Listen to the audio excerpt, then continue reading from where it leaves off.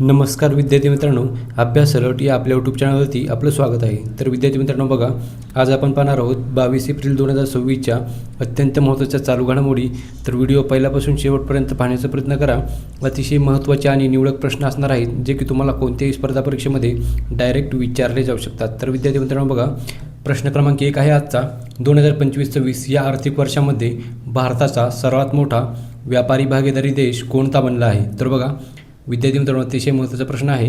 तर याचं उत्तर असणार आहे ऑप्शन नंबर बी म्हणजेच चीन. तर बघा, चीन हा देश 2025-26 या आर्थिक वर्षामध्ये भारताचा सर्वात मोठा व्यापारी भागीदारी देश बनलेला आहे. ओके, तर अमेरिका या देशाला मागे टाकून चीन हा आता भारताचा सर्वात मोठा भागीदारी म्हणजेच व्यापारी भागीदारी देश बनलेला आहे. तर चीन या देशाची राजधानी आहे बघा बीजिंग आणि चलन आहे युआन. तर चला विद्यार्थी मित्रांनो बघूयात आपण याबद्दल. तर बघा, चीनने 4 वर्षानंतर अमेरिकेला मागे टाकून अव्वल स्थान मिळवलेले आहे. ओके, तर बघा म्हणजेच आता भारत आणि चीन या दोन देशांमध्ये जो व्यापार आहे तो भारत आणि अमेरिका या 2 देशांमधील व्यापारापेक्षा अधिक असणार आहे. ओके, तर लक्षात ठेवा. तर बघा, एप्रिल 2025 ते मार्च 2026 मध्ये भारत चीन व्यापार 151.1 अब्ज डॉलर झालेला आहे. ओके, तर लक्षात ठेवा. तर बघा, चीनमधून भारताची आयात 131.63 अब्ज डॉलर म्हणजेच 16% वाढ झालेली आहे. तर बघा, चीनला भारताची निर्यात 19.47 अब्ज डॉलर एवढी झालेली आहे. तर बघा, 36.66 एवढी वाढ झालेली आहे. तर बघा, चीन या देशासोबत आपल्या भारताची जी व्यापाराची तूट आहे ती आहे 112.16 अब्ज डॉलर एवढी. ओके, तर बघा, भारत हा चीन या देशाला निर्यात कमी करतो आणि चीन देशाकडून आयात भरपूर प्रमाणावर करतो. ओके, तर त्यामुळेच ही जी तूट आहे ती निर्माण झालेली आहे. तर चला विद्यार्थी मित्रांनो बघूयात आपण. फिस्कल इयर 2026मध्ये म्हणजेच या चालू वर्षामध्ये अमेरिका भारताचा दुसरा सर्वात मोठा व्यापारी भागीदार देश बनलेला आहे आणि चीन हा पहिल्या क्रमांकावर आलेला आहे. ओके, तर लक्षात ठेवा विद्यार्थी मित्रांनो. चला पुढचा प्रश्न बघूयात आपण. प्रश्न क्रमांक 2 आहे बघा, 2026मध्ये हार्वर्ड दक्षिण आशियाई संघटनेने पर्सन ऑफ द इयर म्हणून कोणाला घोषित केले आहे?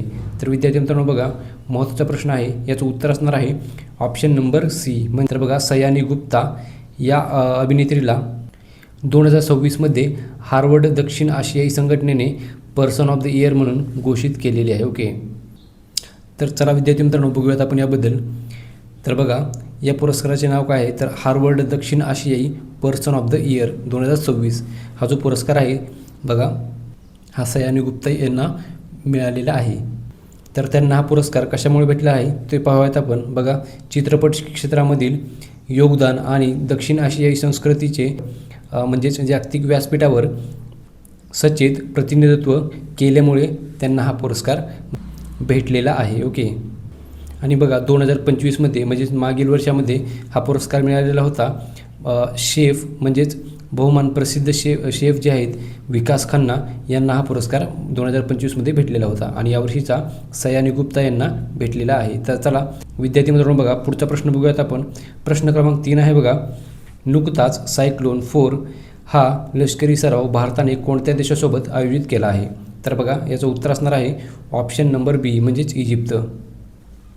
तर बघा विद्यार्थी मित्रांनो, सायक्लोन 4 हा जो लष्करी सराव आहे तो भारताने इजिप्त या देशासोबत आयोजित केला होता. ओके, तर लक्षात ठेवा. तर विद्यार्थी मित्रांनो बघूयात आपण याबद्दल. तर बघा, 9 ते 17 एप्रिल 2026 या दरम्यान इजिप्तमधील अंचास येथे या संयुक्त लष्करी सरावाचे आयोजन करण्यात आले होते. तर बघा, भारत आणि इजिप्तच्या स्पेशल फोर्सेसमधील म्हणजेच सरावाची 4थी आवृत्ती ही होती. ओके, तर यावर्षीची ही 4थी आवृत्ती झालेली आहे बघा. आणि याचा उद्देश काय आहे? तर बघा, वाळवंटी आणि निम वाळवंटी प्रदेशामधील विशेष ऑपरेशनसाठी सराव करणे तसेच दोन्ही देशांच्या सैन्यामध्ये समन्वय वाढवणे हा याचा मुख्य उद्देश आहे. तर बघा, यामध्ये दहशतवाद विरोधी कारवाया, स्निपर ऑपरेशन्स आणि शहरी युद्धाचा समावेश होता. तर बघा विद्यार्थी मित्रांनो बघा, भारतीय लष्कराच्या एलिट स्पेशल फोर्सच्या तुकडीने यात सहभाग नोंदवलेला आहे. चला पुढचा प्रश्न बघूयात आपण विद्यार्थी मित्रांनो बघा. प्रश्न क्रमांक 4 आहे, तैवानच्या एलिगन्स इंटरनॅशनल कंपनीने भारत तैवान औद्योगिक पार्क विकसित करण्यासाठी कोणत्या राज्यासोबत सामंजस्य करार केला आहे? तर बघा याचं उत्तर असणार आहे ऑप्शन नंबर सी म्हणजेच गुजरात सरकार. तर बघा गुजरात या राज्याच्या सरकारसोबत हा सामंजस्य करार करण्यात आलेला आहे. ओके, तर प्रश्न महत्त्वाचा विद्यार्थी मित्रांनो, गुजरातची राजधानी आहे बघा गांधीनगर. तर बघूयात आपण विद्यार्थी मित्रांनो याबद्दल. तर बघा हा इंडो तैवान औद्योगिक पार्क हा जो पार्क आहे तो गुजरातच्या सानंद धोलेरा क्षेत्रामध्ये विकसित केला जाणार आहे. तर बघा या प्रकल्पामुळे सेमीकंडक्टर, इलेक्ट्रॉनिक्स, इलेक्ट्रिक वाहने तसेच रोबोटिक्स क्षेत्रामध्ये 1000 कोटींहून अधिक थेट विदेशी गुंतवणूक म्हणजेच FDI येण्याची अपेक्षा आहे. तर बघा ज्यामुळे पुढील 5 वर्षामध्ये अंदाजे 12,000 थेट रोजगार निर्माण होतील. तर लक्षात ठेवा विद्यार्थी मित्रांनो. चला पुढचा प्रश्न बघूयात आपण. प्रश्न क्रमांक 5 आहे बघा, नुकतेच पंतप्रधान नरेंद्र मोदींनी श्री गुरुभैरवय्या मंदिराचे उद्घाटन कोठे केले?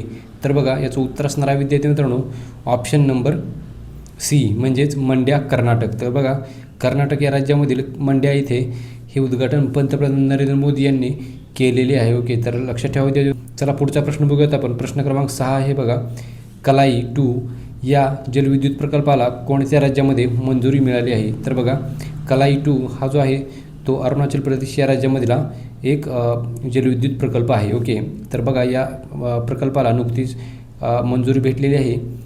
तर बघूयात आपण याबद्दल. तर बघा हा जो प्रकल्प आहे तो लोहित नदीची उपनदी असलेल्या कलाई नदीवरती उभारण्यात आलेला आहे. तर बघा याची एकूण वीज निर्मिती क्षमता 1200 मेगावॅट इतकी आहे.